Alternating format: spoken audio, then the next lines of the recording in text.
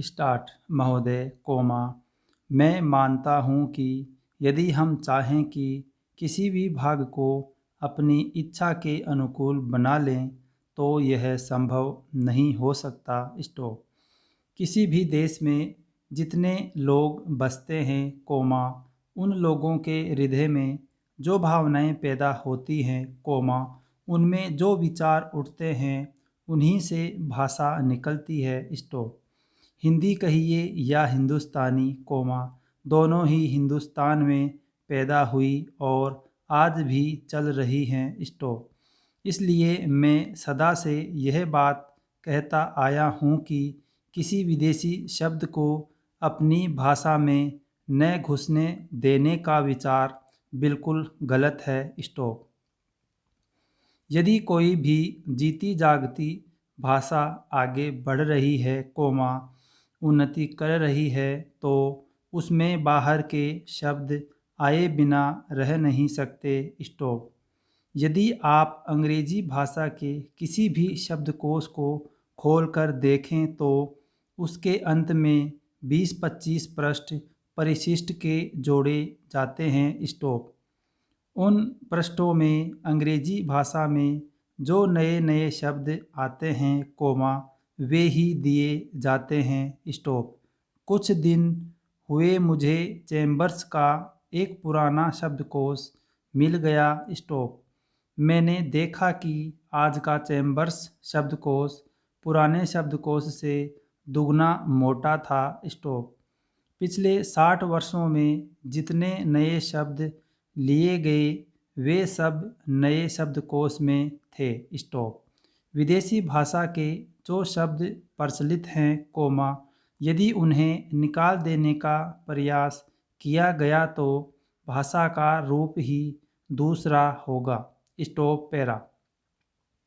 हिंदी वालों का यह प्रयास कि अरबी तथा अंग्रेजी भाषा के शब्द हिंदी में नहीं आने देने चाहिए, उतना ही हानिकारक है, जितना उर्दू वालों का यह प्रयास कि उर्दू में केवल अरबी और उर्दू भाषा के ही शब्द रखे जाएं, संस्कृत के नहीं। स्टॉप। उसके साथ साथ हमको यह भी मानना होगा कि हिंदुस्तान में जो बहुत सी भाषाएं हैं, वे अलग अलग प्रदेशों की अलग अलग भाषाएं हैं। जैसे उत्तर भारत में मराठी, गुजराती, हिंदी, बंगला, उड़िया तथा असमिया, और दक्षिण में तमिल, तेलुगु, मलयालम तथा कन्नड़। स्टॉप। इन सब भाषाओं में संस्कृत के शब्द बहुत हैं। स्टॉप। हिंदी को छोड़कर और किसी भी भाषा में उर्दू के शब्द नहीं मिलेंगे। स्टॉप। देश में हिंदी को इस योग्य बनाना है कि लोग उसे सरलता से सीख सकें। स्टॉप। इसलिए उसमें संस्कृत के शब्द लेने ही पड़ेंगे, उससे बचा नहीं जा सकता। स्टॉप। हमारे संविधान में हिंदी की व्याख्या इस प्रकार दी गई है कि हम उसी भाषा को हिंदी मानते हैं जिसके मूल में संस्कृत है। स्टॉप। यह कोई नई बात नहीं है। स्टॉप। इसे सभी लोग मानते और समझते हैं। स्टॉप। आज लोग कुछ ऐसी हिंदी लिखने लगे हैं, जिसमें संस्कृत के बड़े बड़े शब्द अधिक आते हैं, जो मेरे जैसे आदमी को जिसने संस्कृत नहीं पढ़ी है, समझ में ही नहीं आते। स्टॉप। जो व्यक्ति संस्कृत या अरबी भाषाओं में से किसी को भी अधिक नहीं जानते, परंतु अच्छी हिंदी या हिंदुस्तानी लिख सकते हैं, उनको इतना समय नहीं कि वे संस्कृत और अरबी के बड़े बड़े शब्द लें। स्टॉप। वे तो छोटे शब्दों में ही अपना काम निकाल लेते हैं। स्टॉप। बड़े शब्द लेने हों तो वह दूसरी चीज़ है। Stop para.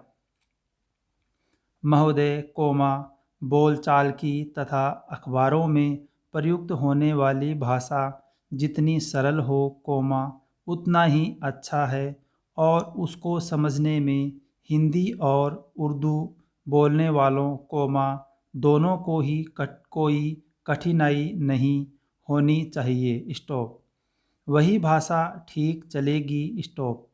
मैं उत्तर भारत के लोगों से, जहाँ हिंदी अथवा हिंदुस्तानी बोली जाती है, यही कहना चाहता हूँ कि यदि वे चाहते हैं कि हिंदी अथवा हिंदुस्तानी सारे भारतवर्ष में चले, तो उनको अहिंदी भाषियों को अपने साथ लेने का प्रयास करना चाहिए, क्योंकि वे जिस भाषा को नहीं अपनाते वह सारे देश की भाषा नहीं हो सकती। स्टॉप।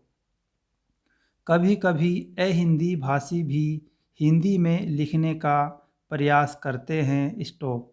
यदि उनकी हिंदी हिंदी के व्याकरण की दृष्टि से जांची जाए तो हिंदी भाषी, उसे स्वीकार नहीं करेंगे। स्टॉप।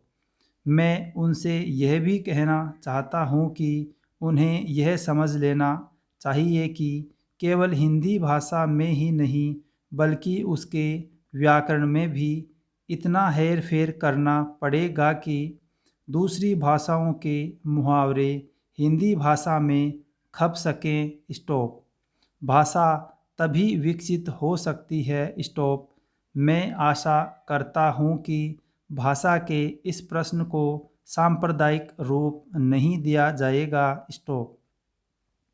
उसे एक बार सांप्रदायिकता का रूप दे देने पर उसका उसमें से निकलना कठिन हो जाएगा। स्टॉप। इसलिए आवश्यकता इस बात की है कि हम इस प्रश्न को सांप्रदायिकता से परे केवल एक भाषा के रूप में देखें, और भाषा का अर्थ यह है कि अपनी भावनाओं और अपने विचारों को उसी के द्वारा दूसरों तक पहुंचा जा सके। स्टॉप। यदि राष्ट्रभाषा ऐसी भाषा बना दी गई जिसे कुछ ही लोग समझें तो हमारी समस्या हल नहीं हो सकती। स्टॉप। हमें संकीर्ण विचारों से दूर रहना चाहिए। Stop para.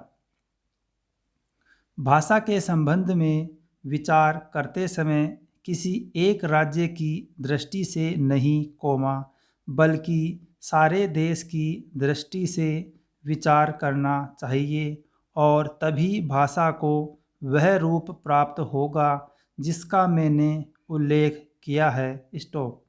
महात्मा गांधी देश में उस भाषा को चलाना चाहते थे जिसे वह कभी हिंदुस्तानी अथवा कभी हिंदी कहते थे। स्टॉप। दोनों में कोई अंतर नहीं है। स्टॉप। यदि ऐसी भाषा को जिसे सभी लोग समझ सकें हम हिंदी कहें या हिंदुस्तानी, उसमें कोई अंतर नहीं। स्टॉप। मैं नहीं समझ पाता कि इसमें झगड़े की क्या बात है। स्टॉप। एक दूसरा झगड़ा लिपि के बारे में भी है। स्टॉप। हिंदुस्तानी अरबी और नागरी दोनों लिपियों में लिखी जाती है। स्टॉप। हमारे संविधान ने नागरी लिपि को ही माना है। स्टॉप। इसमें ज़बरदस्ती की गुंजाइश नहीं है। स्टॉप। यह खुशी की बात है। स्टॉप। मगर हिंदुस्तान में जितने लोग बसते हैं, हम उनके विचारों से अवगत होना चाहते हैं। स्टॉप। यदि हम उनको समझना चाहते हैं तो हिंदुस्तान की जितनी लिपियां हैं, उनको हमें सीखना होगा। स्टॉप। दक्षिण वालों को हिंदी भाषा भाषियों से यही शिकायत रही है कि वे तो हिंदी सीखते हैं पर हिंदी वाले दक्षिण की भाषा कभी नहीं सीखते। स्टॉप। उसी प्रकार उर्दू के अक्षर हम जानें और उर्दू की किताबों से अपना परिचय रखें तो उनसे हमारा संबंध और अधिक घनिष्ठ हो सकता है। Full stop.